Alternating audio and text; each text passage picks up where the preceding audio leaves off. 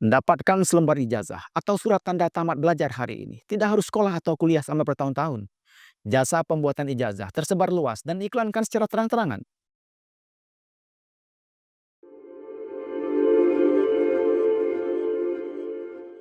Assalamualaikum warahmatullahi wabarakatuh. Sobat The Press, kembali bersama saya, Aswan Dias, dalam Ngopi Ngobrol Politik Indonesia, thepress.id, agar saya, Anda, dan kita semua paham tentang politik. Sobat The Press, kasus ijazah palsu Jokowi telah menjadi fenomena puncak gunung es tentang ijazah palsu selama ini. Kasus ini bisa menjadi pembuka jalan untuk mengusut kasus penggunaan ijazah palsu dalam transaksi sosial politik di negeri ini. Hari ini jual beli ijazah bukan hal yang dilakukan secara sembunyi-sembunyi, tetapi iklannya dapat dengan mudah ditemukan di jejaring digital. Sikap publik yang terbelah tentang ijazah palsu ini seperti memberi dua pilihan kepada pemimpin negeri: membangun negeri ini dengan nilai keluhuran dan kejujuran, atau menghalalkan segala cara untuk mencapai tujuan. Melalui kasus ijazah palsunya, Jokowi telah mengajarkan bahwa ijazah palsu itu bukan masalah hukum dan moralitas, tetapi masalah politik. Maka selama masih ada celah untuk berkelit, selama itu pula ada peluang untuk memenangkan permainan. Sekalipun sudah banyak fakta yang membuktikan ijazah itu palsu, namun hal itu tidak akan mematikan langkah dan mengakhiri permainan selama aparat yang memproses fakta itu masih bisa dikendalikan. Caranya dengan memberi jabatan strategis pada pimpinannya atau menggunakan kasus hukum sebagai alat kendali agar mereka mau mengerjakan apa yang dikehendaki. Sobat The Press, bila Jokowi itu seorang yang taat hukum, maka dia tidak akan memaksakan Gibran anaknya untuk ikut sebagai kontestan Pilpres 2024 lalu. Sesuai aturan, Gibran sejatinya tidak bisa memasuki pintu arena Pilpres untuk ikut bertanding. Namun, Jokowi sebagai presiden ketika itu menyuruh iparnya, Anwar Usman, merobohkan pagar aturan untuk membuat pintu bagi Gibran untuk masuk ikut bertanding. Soal Gibran punya ijazah atau tidak bukan hal rumit, karena Jokowi sudah berpengalaman mendapatkan ijazah Fakultas Kehutanan UGM dengan merubah gelarnya dari Dokter Andes ketika di Solo menjadi insinyur ketika ikut Pilkada Jakarta 2012 lalu. Mendapatkan selembar ijazah atau surat tanda tamat belajar hari ini tidak harus sekolah atau kuliah selama bertahun-tahun. Jasa pembuatan ijazah tersebar luas dan diiklankan secara terang-terangan. Tinggal googling dengan keyword jual beli ijazah asli, maka akan keluar banyak website dan platform digital yang menyediakan jasa pembuatan ijazah yang diklaim asli dari berbagai perguruan tinggi dan strata. Harganya pun sudah tertera dengan jaminan dapat dicek di data lembaga pendidikan yang bersangkutan dan data Kementerian Pendidikan Tinggi. Maka tak heran kalau tiba-tiba ada politisi atau tokoh tertentu bergelar doktor atau profesor di depan namanya tanpa terdengar dia pernah kuliah dengan karya ilmiahnya sebagai seorang akademisi. Atau ada orang yang memiliki berderet gelar akademik tetapi kualitas dan kapasitas dirinya tidak mencerminkan gelarnya itu. Karena memang untuk mendapatkan gelar itu sangat mudah, cukup dengan sejumlah uang tanpa harus capek mengikuti proses pendidikan dan mengerjakan tugas-tugas akademik lainnya. Sobat The Press, praktek jual beli ijazah bukan hal baru dan sudah berlangsung lama.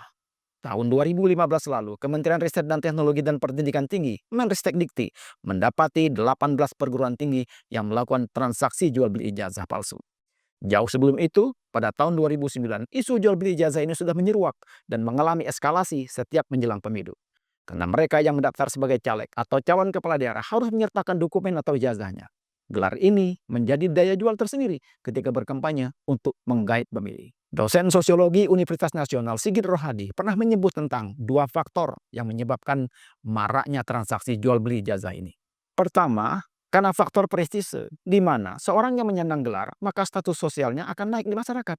Kata Sigit seperti dikutip Okezone pada Senin 18 Mei 2015 lalu. Faktor kedua, kata Sigit, lokasi dari perguruan tinggi sendiri yang berada di daerah. Perguruan-perguruan tinggi tersebut biasanya tidak mampu lagi merekrut calon-calon mahasiswanya dan melakukan transaksi jual beli ijazah palsu. Banyaknya jabatan yang menjadikan gelar sebagai syarat membuat sejumlah orang nekat untuk meraih gelar dengan jalan instan. Sigit mengungkapkan dengan memiliki suatu gelar tertentu, seseorang bisa menduduki jabatan-jabatan tertentu tanpa berusaha payah menjalani proses pendidikan. Dengan status sosialnya yang baik, maka ia bisa menduduki jabatan-jabatan tertentu. Dan kebutuhan untuk memenuhi gelar semakin ramai. Karena untuk memenuhi syarat-syarat tersebut, kata Sigit menambahkan penjelasannya. Naiknya prestise dan status sosial ini membuat pemesan ijazah palsu mengabaikan ancaman hukuman pemalsuan ijazah.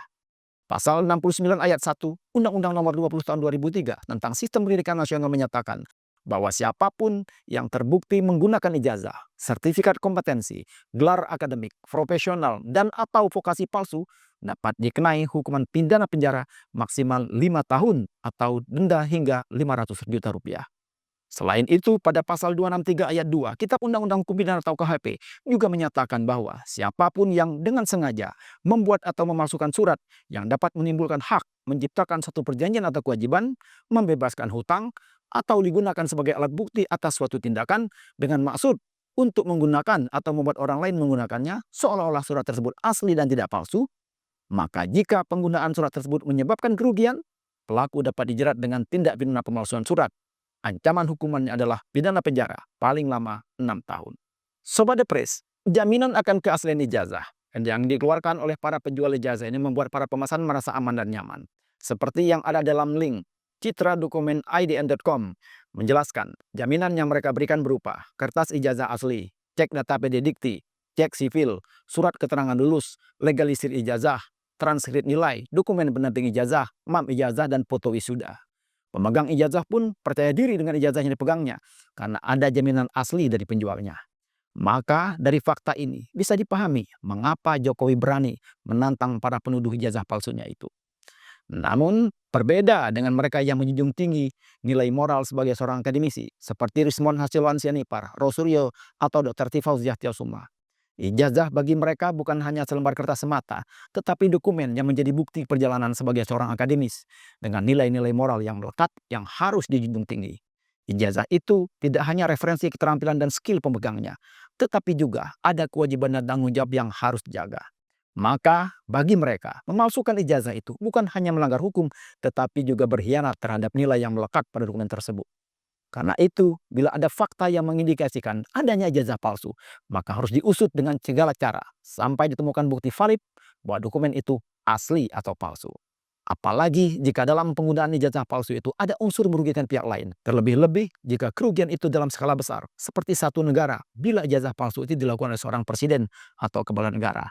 Karena di balik ijazah palsu ada pelanggaran hukum, pengkhianatan terhadap moralitas yang menginjak nilai kejujuran, kebaikan, dan keadilan. Karena itu, semua terpulang kepada pemimpin negeri ini. Mau dibawa kemana perjalanan pembangunan negeri ini?